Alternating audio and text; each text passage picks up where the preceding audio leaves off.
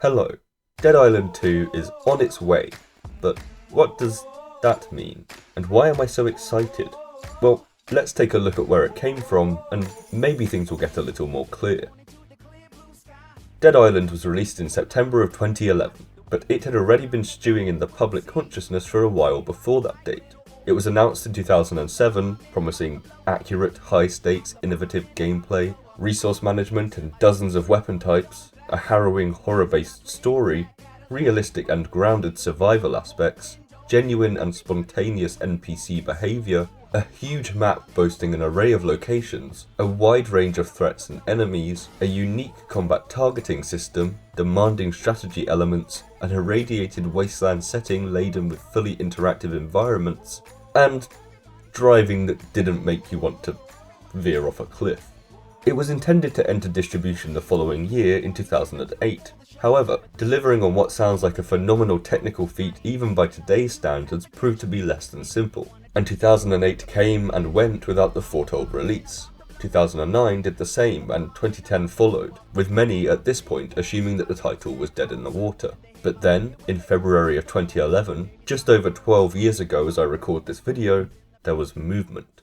It wasn't gameplay, but a cinematic trailer, a short film of sorts that set out something of a mission statement for the game's emotional impact, and the themes and ideas that were expected to appear. The trailer features a family fighting for their lives to survive as zombies break into their hotel room, with the chronologically latter half being told in slow motion, and in reverse, and the prior moments taking place in real time. The two converge on one point, as the young daughter has been bitten, and her father, attempting to rescue her, reaches the girl just moments too late. It was an instant hit, accumulating views at a rate over 10 times quicker than its targets, and building up a lot more anticipation for the game than it was ever really expected to garner. But this arguably came at something of a cost for the eventual reputation, and perhaps even the sales, of Dead Island. The trailer instilled in many an idea of what the game was going to be, but unfortunately it was, like the description of the game given 4 years beforehand, a largely misleading impression.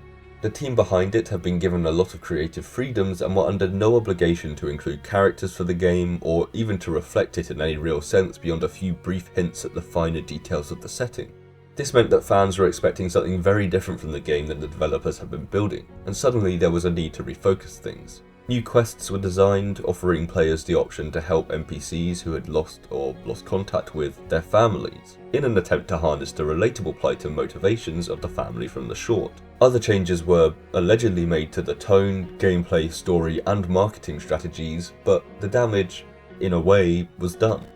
Dead Island had twice given a false impression of what the game was going to be, and when this inevitably became a well-known fact, there was going to be little that Techland could do to remedy it. They used the same musical motif in their next two teaser trailers, which focused on showing off some of the gameplay and the locations from the game, alongside glimpses of Dead Island's opening cinematic. The third trailer is much closer in tone and execution to the actual game, but only has a tiny fraction of the millions of views of the original, which probably fed into the fact that, when the game came out, many were shocked that it was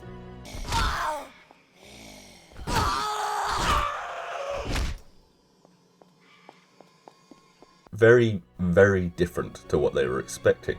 It went off in a third direction that didn't really seem to adhere to either of the major promises made in the announcement and in the initial trailer, and the lack of connection between the expectations and the final product almost certainly informed the good to average reviews dished out by fans and critics alike. I think it's fair to state that it was generally seen as a decent game, but not a brilliant one. And although Dead Island Riptide and a couple of non-canon spin-off entries did follow, there was little in the way of relentless zombie-like clamouring for a full sequel. Well, that's not entirely true, because a trailer for Dead Island 2 was released in 2014, and once again the short film built up a massive amount of hype. But it yet again gave a false impression of the game, because contrary to what the trailer would have you believe, Dead Island 2 does not exist. Except, now it does? Hang on, I'm going in circles here. Basically, Dead Island 2 was put on hold, as Techland turned to revamping the undead idea for their next series, Dying Light, and the first game in that series, which flew a lot closer to the once promised sun both technically and thematically, was released in 2015. The game has a greater focus on environmental traversal, parkour in particular, than its predecessor, and there's an increased sense of drama to its story elements too. It quickly became one of my favourites of its era, and although I never got round to playing the second one, I'm certainly looking forward to doing so.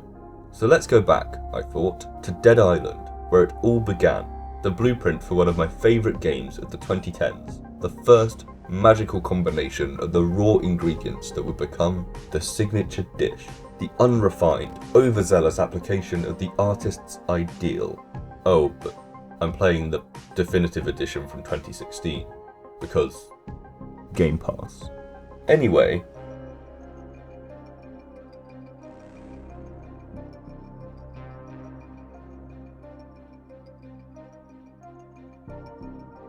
I wrote myself into so many corners there.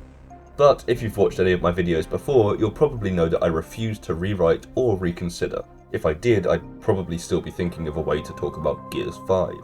Also, as something of a disclaimer ahead of the rest of this video, I should warn you, well, firstly of spoilers, but also that I am a f***ing loner who despises cooperation, meaning that the one time someone tried to join my game, I ran away and set it to invite only, and therefore that it's possible that I'm missing an essential part of the Dead Island experience. If you want to know how the multiplayer is, I'm afraid you're going to have to look elsewhere. That said, many fans and potential players will want to take the game at their own pace, which is exactly how I personally played it. By myself.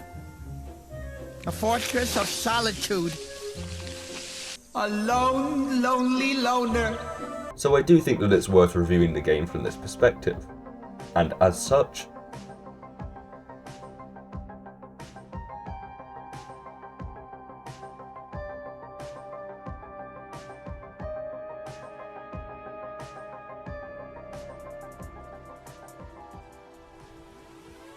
so Dead Island's gameplay is elite.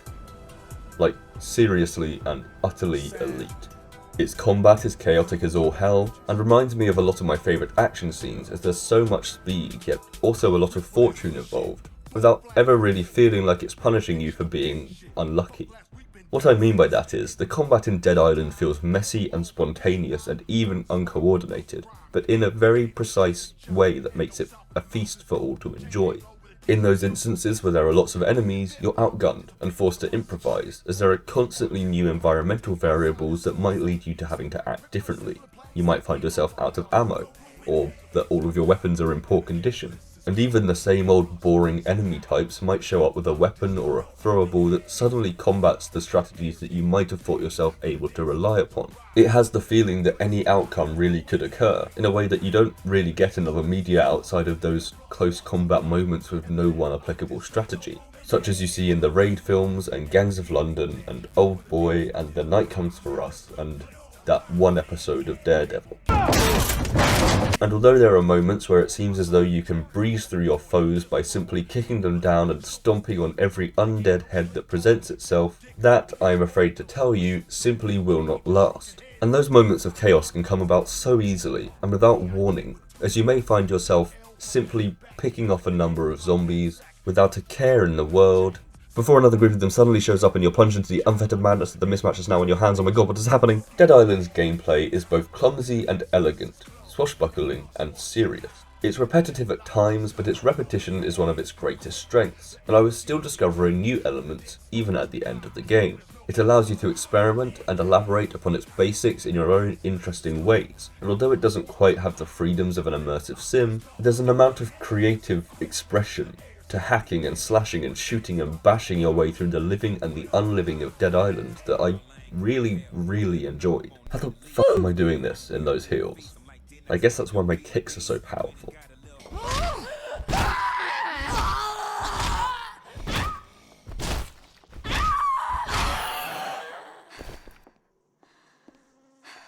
One thing that I found interesting about the gameplay in Dead Island was how prepared I was to accept the weapon conditioning and declining durability, particularly in the early chapters of the game. This is something that often annoys me, personally, in video games, especially when it's at that level where you take like 2 shots and your gun is suddenly rendered almost entirely useless. Now, the weapons in Dead Island do deteriorate quite quickly, but the guns don't seem to at all, and it makes sense with the melee weapons because they are almost entirely either improvised out of homemade weapons or generally ill-fitting for this particular scenario.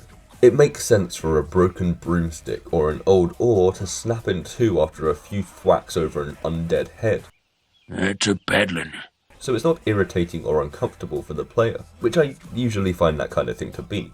It was also nice to see the weapons themselves taking damage in accordance with this fact, which is demonstrative of how everything in this game seems so ergonomically adept, which often occurs because of how they're presenting things as not being such. The limb severing in this game was a welcome addition to the combat, allowing players to manipulate the fights so that they're not all the same, and so that you can face different challenges in different ways. It also just looks great, with the fully rendered layers of skin and muscle adding nicely to the title through complementing and rewarding your successes in the field of combat. It's only a small detail, but it stopped certain areas of the game from becoming too monotonous. Similarly, the ability to throw your melee weapons added range, and therefore another dimension, which meant that the combat was more fluid, filled with extra moves, and had cool moments where your thrown weapon managed to take out an onrushing enemy, or, even cooler, beat a trigger-happy punk to the punch. Kind of like that one guy in the Magnificent Seven, only sometimes it was with a wooden paddle rather than a knife. Throwing your weapons also meant that the game featured the risks associated with throwing them. Doing so, you wouldn't necessarily know if you were going to be left weaponless when another zombie came running over the hill. It was annoying that they were sometimes, impossible to find afterwards though, or if you died and respawned without them because your inventory was now empty. That said, these weapons are usually easily recovered, and any dissatisfaction with those elements of the combat was more often than not overridden by, for instance, the satisfaction of the slow motion moments as you delivered the killing blow to the final enemy at the end of a big fight. Not only does it look fucking cool, but it also serves as a sign that you've survived, that you're finally safe, that you were the one who made it to the end of the fight, which, as I've said, really didn't feel as though that was guaranteed.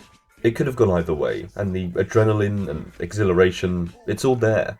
To be completely honest, Dead Island's enemy types did feel quite unimaginative and cliched. There's the normal zombie, the fast zombie, the big zombie, the ranged zombie, and well, that's more or less it. In fairness though, I do think that this might have been exacerbated by the fact that I've played through Dying Light a couple of times, and they are just, well, minus Dying Light's utterly terrifying volatiles, they're literally just, the enemy types are the same. And the enemies in general are really, really stupid. To such an extent that some of them don't seem at all able to function. And that isn't so much of an issue with the zombies because they're zombies. They don't need to be smart. And basically we are the living dead, but we are kind of decomposing living dead. And yeah. But it's not just the zombies who act like this. In chapter 5, I think, you start encountering human enemies, bandits and punks who've emerged as lawless, self-interested authorities who'll gun you down on sight. That is, if they ever actually notice you. Or the fact that you're shooting them. All of a sudden, the forgivable behaviours of the mindless infected are repeated in your allegedly intelligent human foes, and it suddenly becomes painfully obvious that they are not working how they should be. So I found out the hard way that you can actually get attacked during the dialogue interactions in this game, even when there didn't seem to be any enemy around at the time that you began said interaction. This made things less comfortable throughout, in a way that really benefited the game in my opinion, as whenever I was playing through the remainder of the title, I never felt that I was safe, even at those times when I really should have. This complemented the horror elements of the tone and the tension in general, so perhaps could have gone in that section later on. But what this really felt like to me was a great sense of cohesion between tone and gameplay, which is particularly impressive as Dead Island's tone is, entirely unlike its gameplay, impossible to pin to any one mast, as we'll see further down the line. So well done there, Techland. Not quite sure how you managed that, so I'm going to move on. But for now, we should bear in mind that Dead Island's combat could have felt like a component of a game with no consistent identity and no ability to excel in any one area. But for me, it's actually a key contributor to that voice that the title has. It's a significant element in the way that Dead Island executes its personality to a point of perfection, with both its goofy fun and its razor-sharp tension helping to construct a more complex and considered character than is present in the vast majority of even the greatest video games. which is certainly not what I expected from what could have been just a frustratingly straightforward entry in the tits and teeth subsect of horny horror for teenagers. And it's not just casual conversations that can see you taking damage either. Something that I really liked, despite how aggravating it initially seemed, was the fact that the enemies can hit you when you're pulling levers, or climbing ladders in particular. I always find it weird when they can't do this. And the fact that they have this ability only increases the unease and anxiety as you desperately flee the game's ravenous antagonists, as it's not just like, you're safe as soon as you press the action button, which it is in a lot of games that are less effective in this area.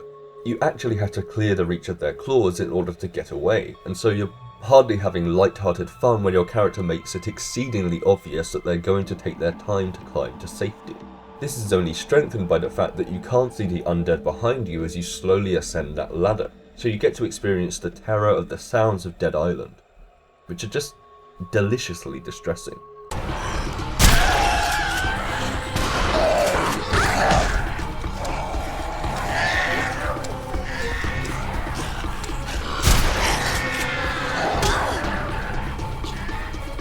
On that note, I really like that the zombies sound like they are screaming and wheezing and rasping at you in more than one voice, as it meant that I was constantly looking round to see where that terrifying sound was coming from, even when it was only me and the unfortunate soul getting curb stomped beneath my feet.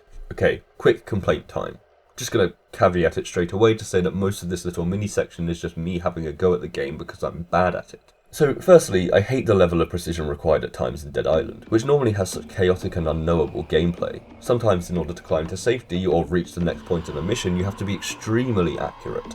Such as when I needed to climb this ladder, which required jumping to a certain level and landing on it in a swift and smooth motion whilst also spinning around as though I was being forced to approach it from the other side. This was made difficult, by the way, by the horde of endlessly replenishing undead who were chasing me and who were capable of not only killing me within a second or so, but also of knocking me down from the ladder that I was climbing. I spoke a minute ago about having good cohesion between two elements of a game, and this, on a much smaller scale, is what happens when you do not have that.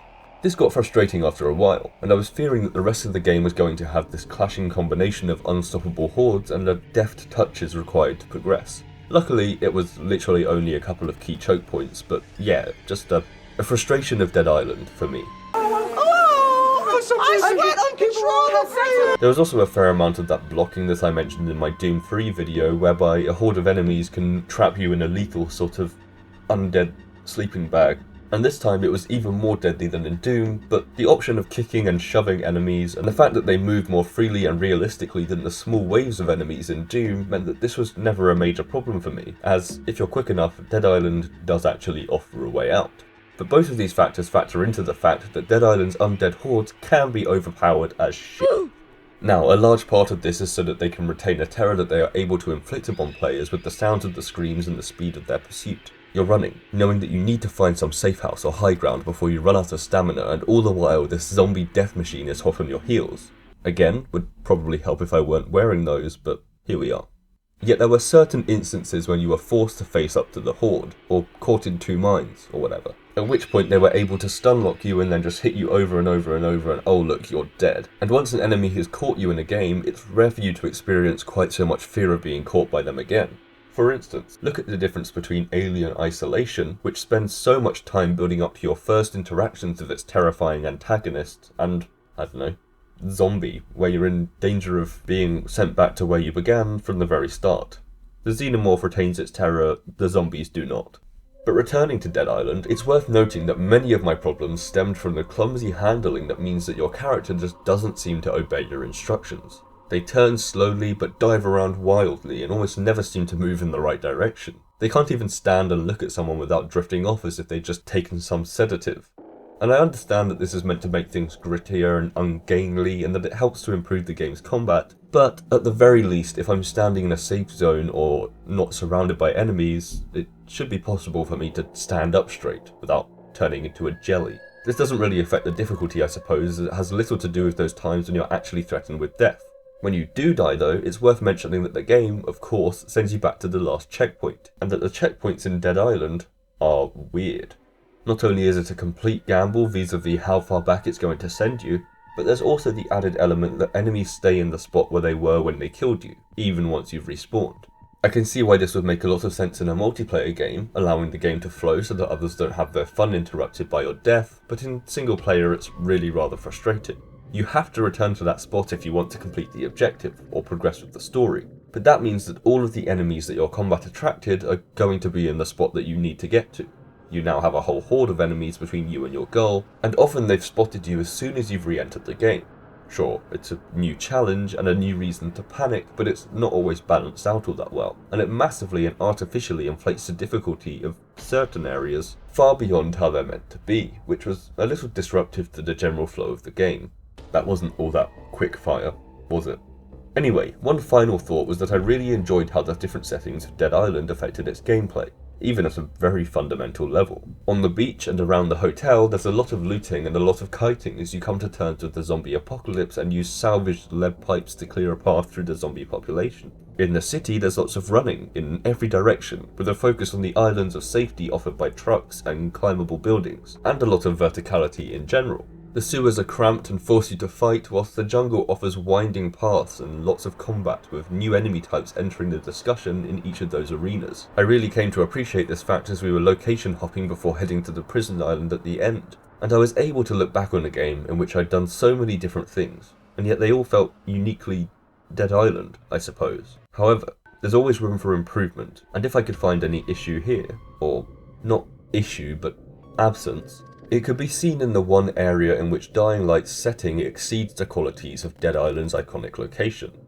the day-night cycle. You see, Dying Light's stellar environmental traversal was flipped on its head as soon as the sun went down, and the players went from having the freedom of the city, able to make their way about without any real burdens, to being prey, who had to make it somewhere safe before the volatiles caught their scent. Nightfall thus drastically changed how you were able to play the game, introducing these superhuman monsters that tear through you like tinfoil and chase you at unnatural speeds throughout the city. Dead Island does have enemies like that, but their reign lasts entire chapters of the game rather than just 15 minutes or whatever, and therefore becomes exhausting rather than reinvigorating the gameplay by briefly offering something entirely different. I would say that the lack of that cycle did benefit the opening cutscene and the introductory mission in which the infected invade the hotel, as they take place at night, which helps them to stick in your memory with a longevity and clarity that otherwise might not exist. It's a nice and simple way of setting the tone for the game, and of giving players an event in which they can touch bases regarding the game's horror and the horrors of the hotel in particular. It just seems a shame that this decision came at the cost of what proved to be one of the greatest elements of Techland's other zombie franchise. But we're more or less talking about the game's atmosphere now, so let's leave the gameplay section behind and instead take a look at its tone.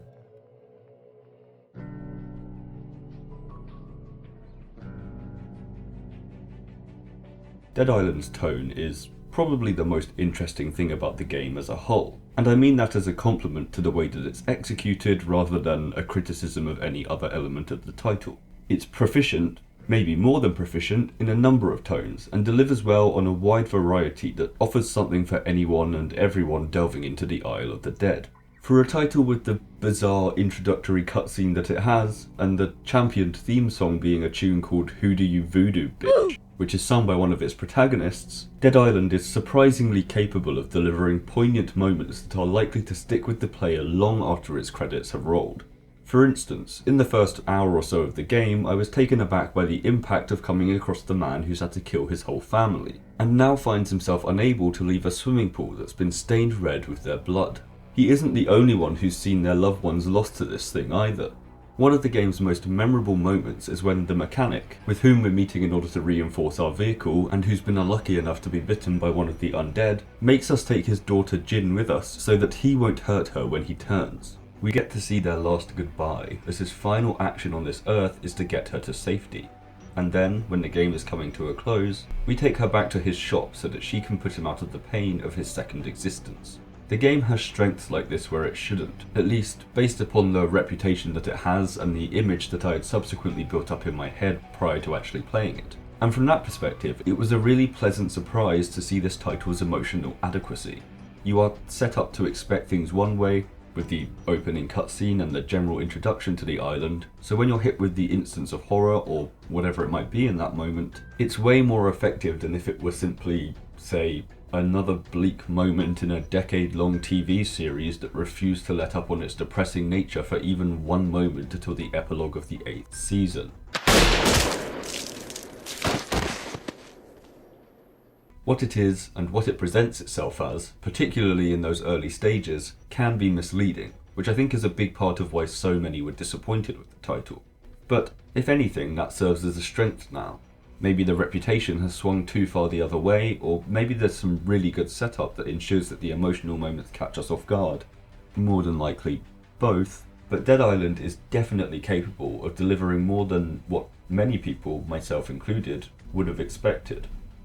Another aspect of Dead Island's tone is the sense of mystery surrounding the questions that it raises. At first, the voice just seems like a bit of an Atlas from BioShock guiding you to safety kind of figure. However, this was expanded rather quickly as the game efficiently set up the mysteries of who it is that's speaking to you, and, of course, how they were able to tell you about your immunity to the zombie virus before anyone else, yourself included. Suddenly there's a dark cloud of uncertainty hanging over this figure who's saved your life and seems certain to be involved in any route that you can find for escaping the island, but who also could be anyone, of any motivation. What's their name? Why are they doing this? Why, as you eventually discover their location, are they in a maximum security prison? Can you trust them? Well, firstly, no, you cannot. The first rule of mysterious voice communicating with you over the radio waves club is you're going to get betrayed.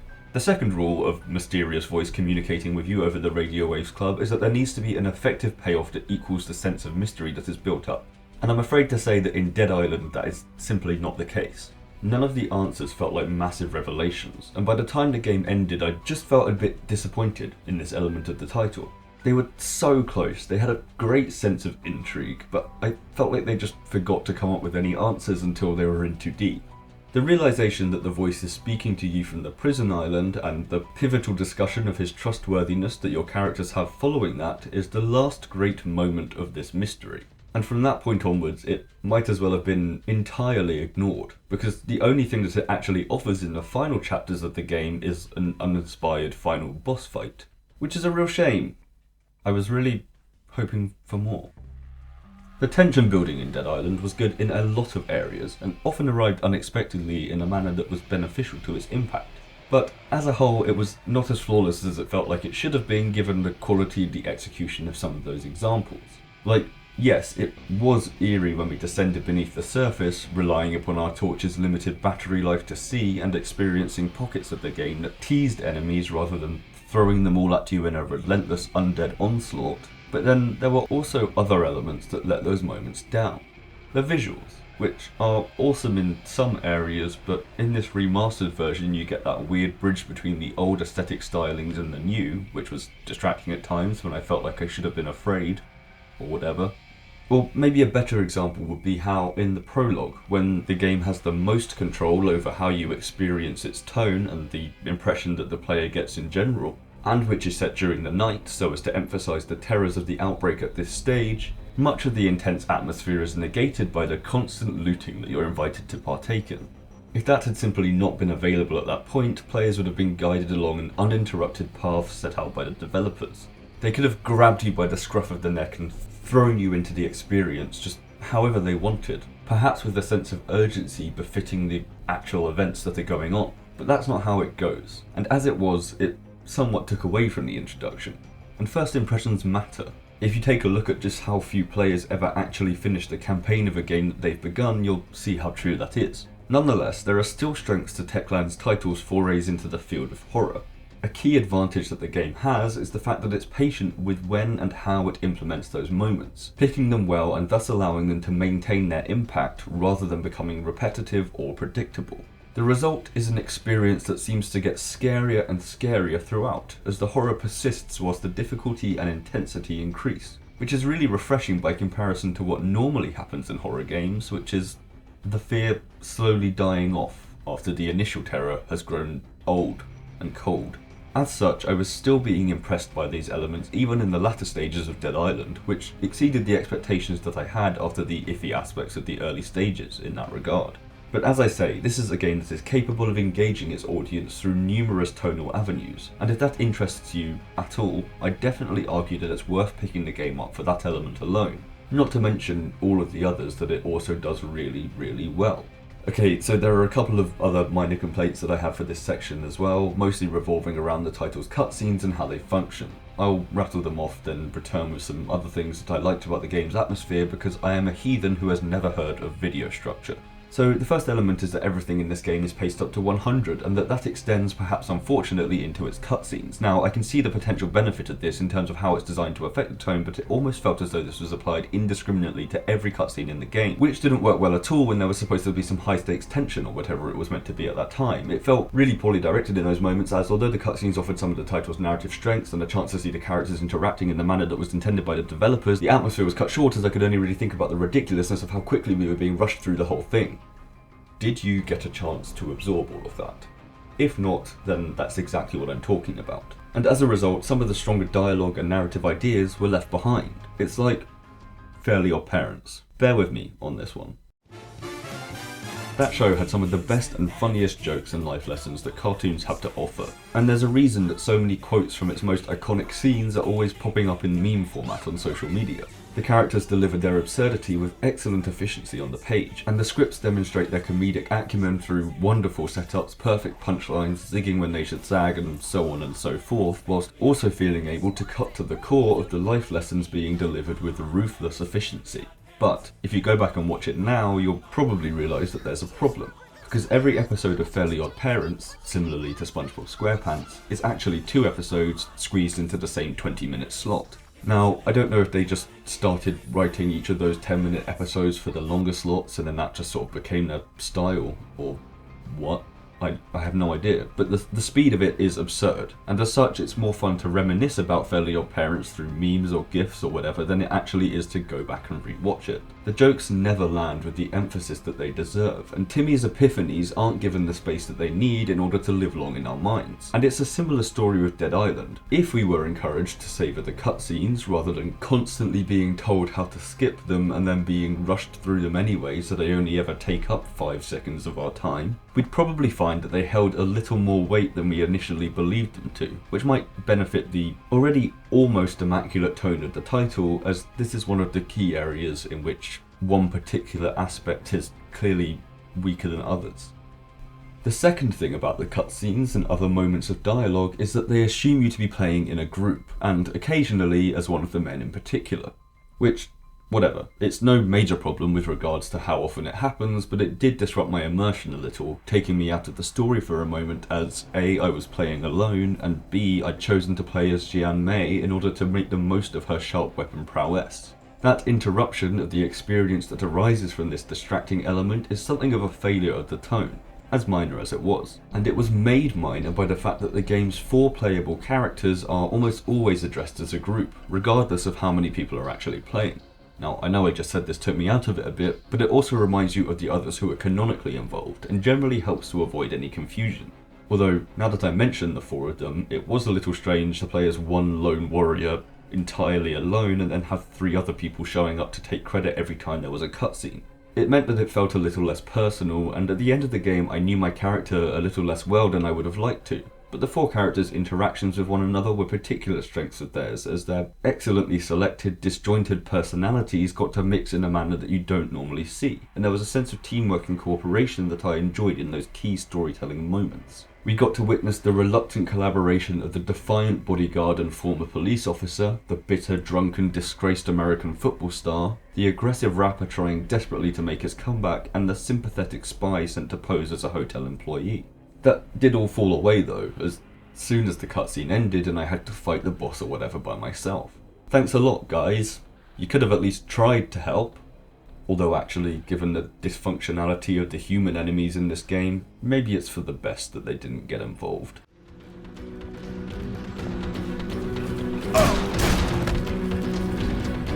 Generally, however, I enjoyed that the cutscenes had all of the different characters and that they had genuine personalities that affected the story and raised the tensions rather than simply showing up as they each offered snarky side comments and the likes. Good job, Dead Island, you avoided one of the laziest writing trends that why am I complaining about this? That said, I do want to reiterate that it meant that I came away from the game knowing almost nothing about the intriguing backstory of my character, and the other interesting aspects of her persona that I had to then go and read about afterwards. One of the two major factors that drew me in at the start, the other being her abilities, was her character bio, and yet they didn't expand upon that almost at all. Maybe I missed something, but I'm not sure I did. So, bad job? I don't know. There are strengths here and weaknesses here, but I suppose that it's nice to have a breath of fresh air with these characters and cutscenes who operate differently at their core to how most characters function in the narrative methods of video games today. Speaking of disconnects, which I think even I've done at this point of the video, I liked the player character's immunity as a function of the plot, as it meant that there wasn't that unfortunate element that you get in some games where being bitten by a zombie does nothing but damage your health a little. The protagonists from most zombie titles should have been turned like 70 times already, but Dead Island avoids this from the off. This therefore meant that the aggravating void left by the failure of other games to adhere to their own rules was filled with an intriguing mystery instead, which, I would argue, is an excellent trade-off, regardless of how little the majority of those mystery elements actually paid off. I also love the sense of urgency given to side quests by the NPCs begging you if you return without having completed them.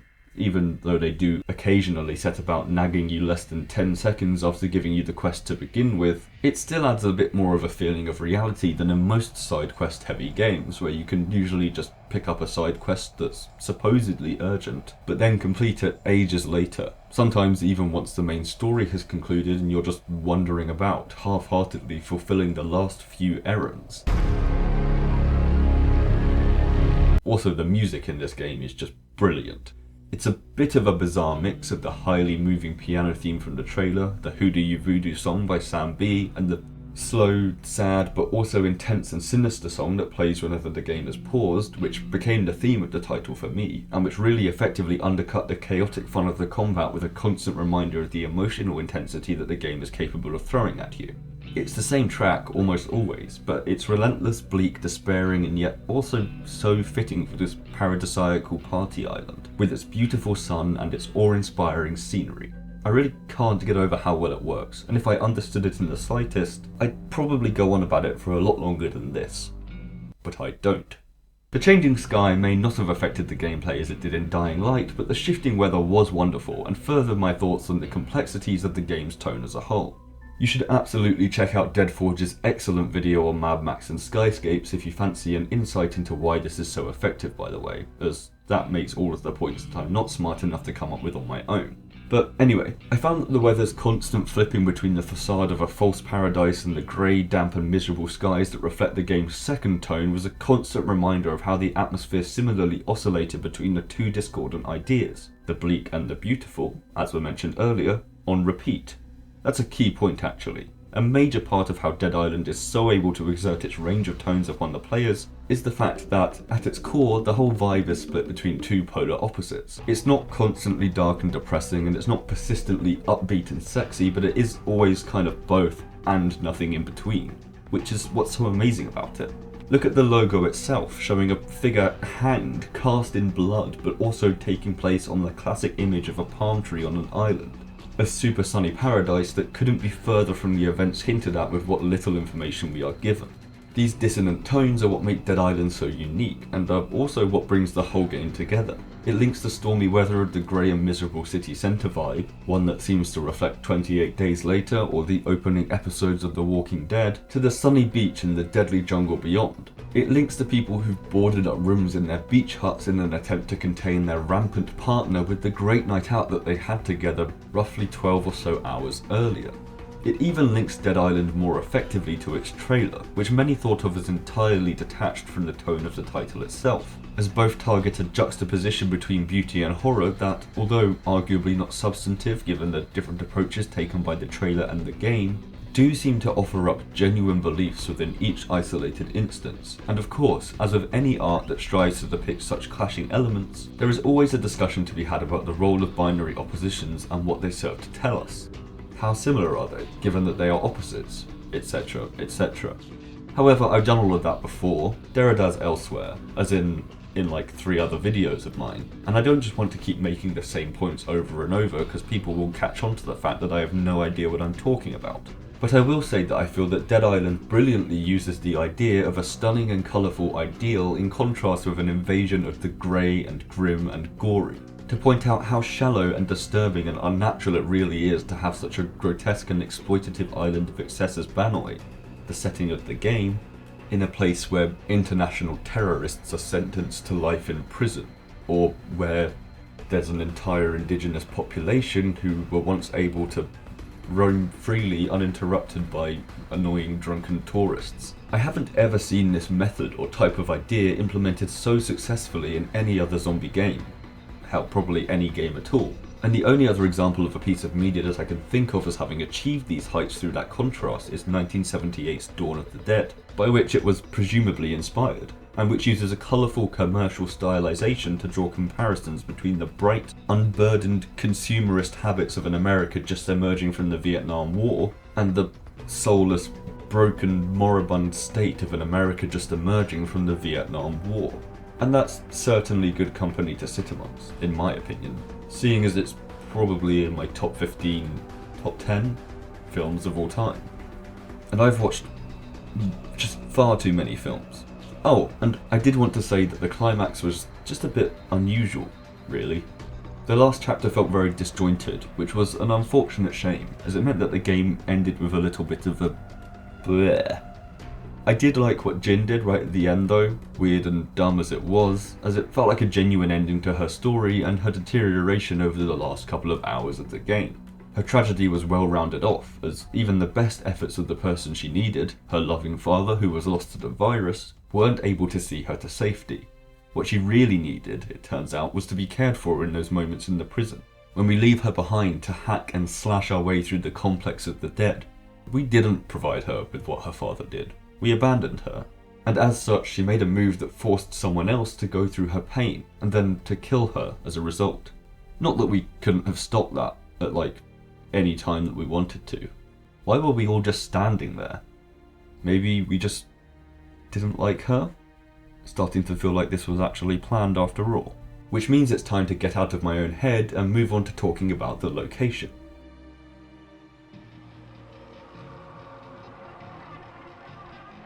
In many ways, most, if not all, of what I'm going to say in this section really could have been grouped in with the tone, as the setting is a crucial element of the tone as it develops throughout the game, being so inherently tied together as those two aspects are. However, I really thought that the location of Dead Island deserved its own section, such as the level of its importance, and now, well, we're half a minute into said section, so I should probably stop waffling on about it and actually get started. The way that the location unfolds as you discover the dark areas of Dead Island's map is just utterly beautiful, and I wanted to show that some love. The setting is so stunning and has a load of hidden elements, such as loot and characters and enemies and storytelling, meaning that there's always a reason to keep exploring, an excuse to spend as much time as possible admiring the views and the details of the scenery. You can go sightseeing on this island, that's what you can do if you don't mind bashing a few zombie brains in along the way. The eponymous island is arguably the game's greatest strength, a unique cauldron combining partygoers and families and religious figures and scientists and indigenous populations and prisoners and you, the player, all simmering under the heat of the sun that hangs so gracefully in the deep blue sky. It's like the secret fourth park from Westworld. The open world exploration of Dead Island is something of a currency, a valuable aspect of the game that ensures that even in places that have little to offer in the way of points of interest, the game is inherently backed up by the Edenic nature of its setting, meaning that we as players get to enjoy our holiday as a tourist on the Isle of Banoi, even if our characters aren't quite afforded the same luxury. The location is so novel that it serves as a solid foundation for other elements of the game, and the building blocks of enemies and interesting characters and storytelling are laid on said foundation, constructing something that's easy to enjoy no matter your genre-based or stylistic sympathies. Even when the exploration seems to reveal very little, there's always some part of the wider location that becomes clearer to you, and when that location is such a huge element of the story, such a prominent character in its own right, that sense of discovery becomes all the more valuable to the players of Dead Island.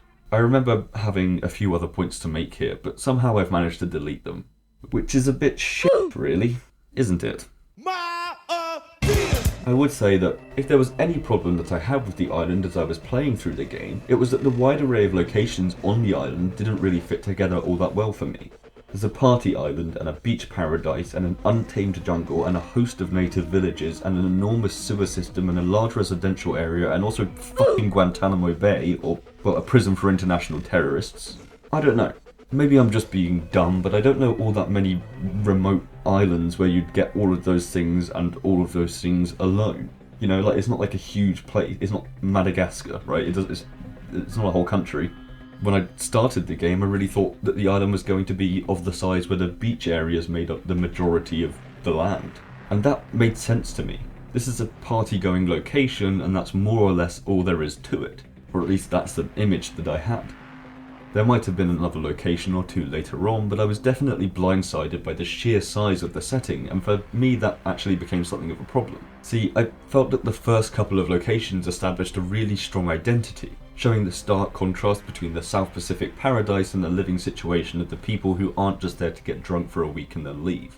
It fit really nicely into the beauty and horror angle of the game's tone, and once we expanded beyond those locations to discover more of Banoi, I couldn't help but feel that the personality that the island had, and how it fit into the themes of the game and its promotional materials, had become diluted.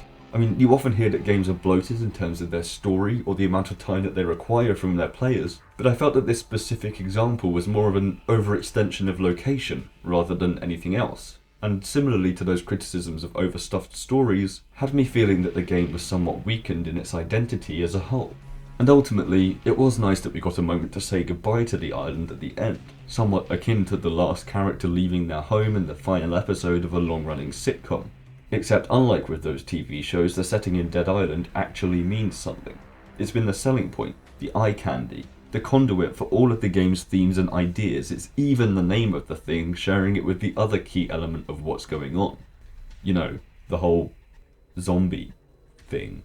But yeah, that goodbye as we left was a nice way to cap off our time there, for the characters, for the game as a whole, for us as players, and for the story to be rounded off. Unfortunately, I do not have such a fitting ending planned for this section of the video, so...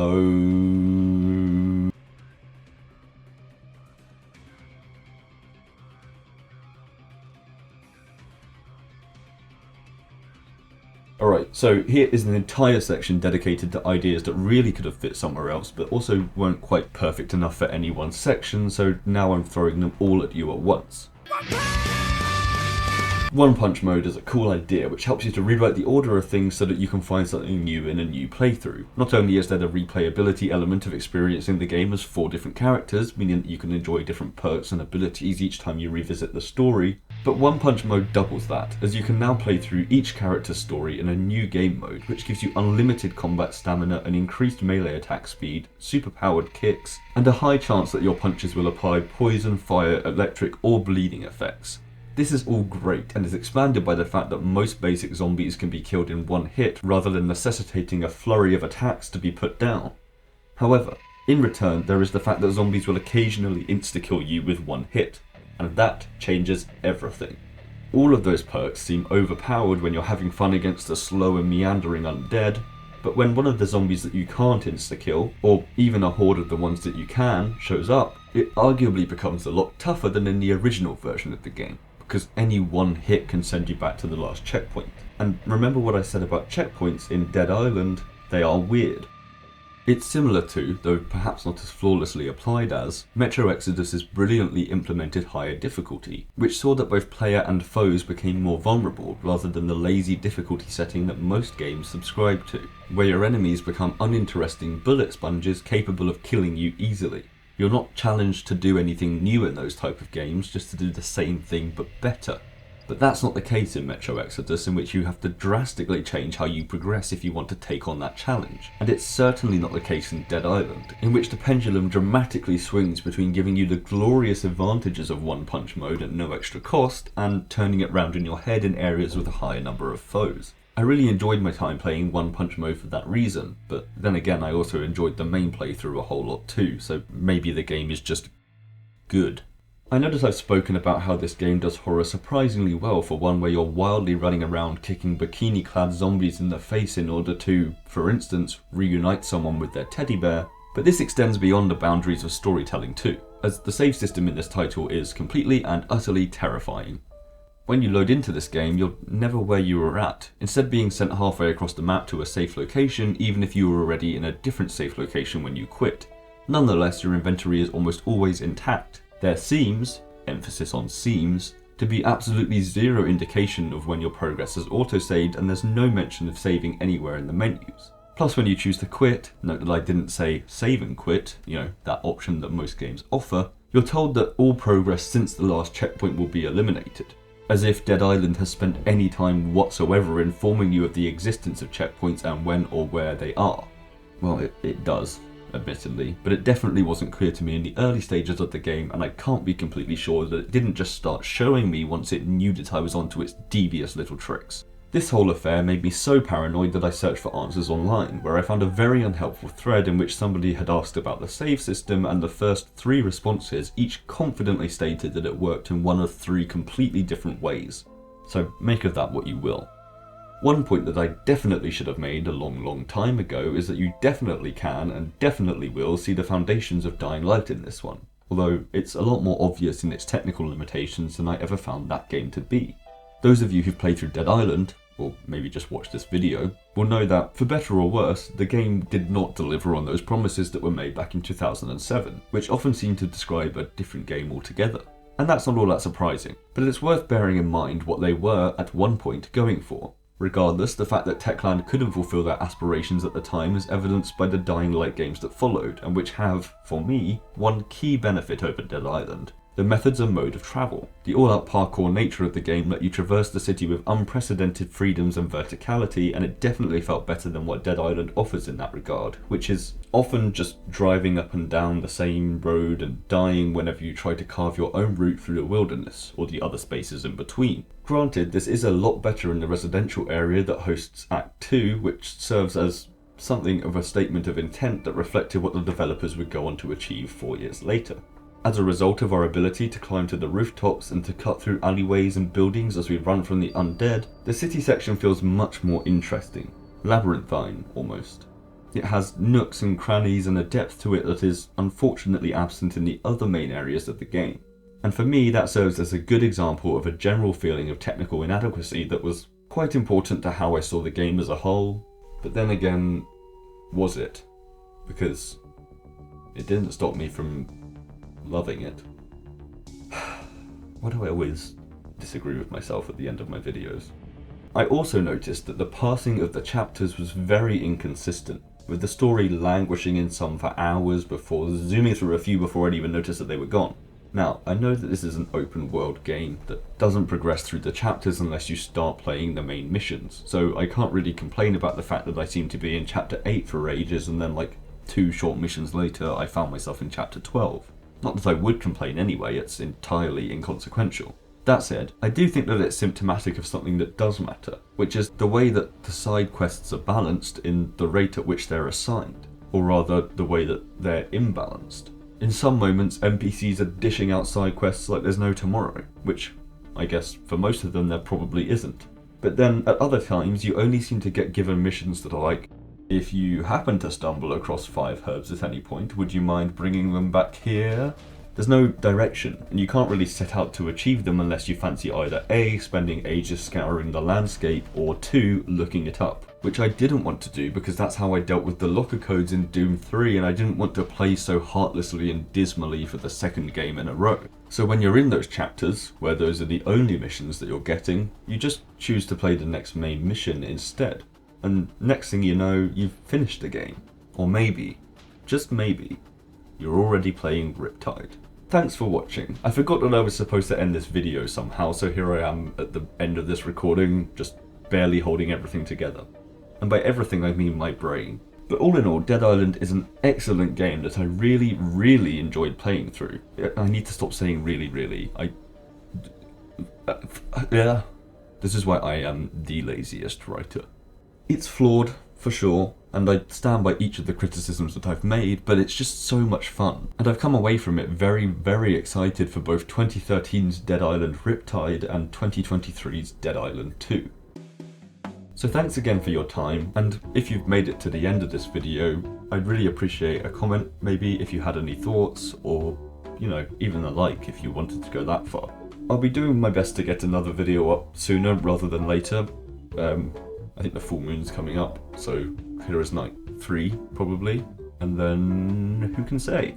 Got a couple of Mass Effect ideas, mainly just because I'm finally playing through Legendary Edition. But hopefully that won't just consume me for the rest of my life, and I will be able to upload again soonish. And if I do, maybe I'll see you then. Goodbye.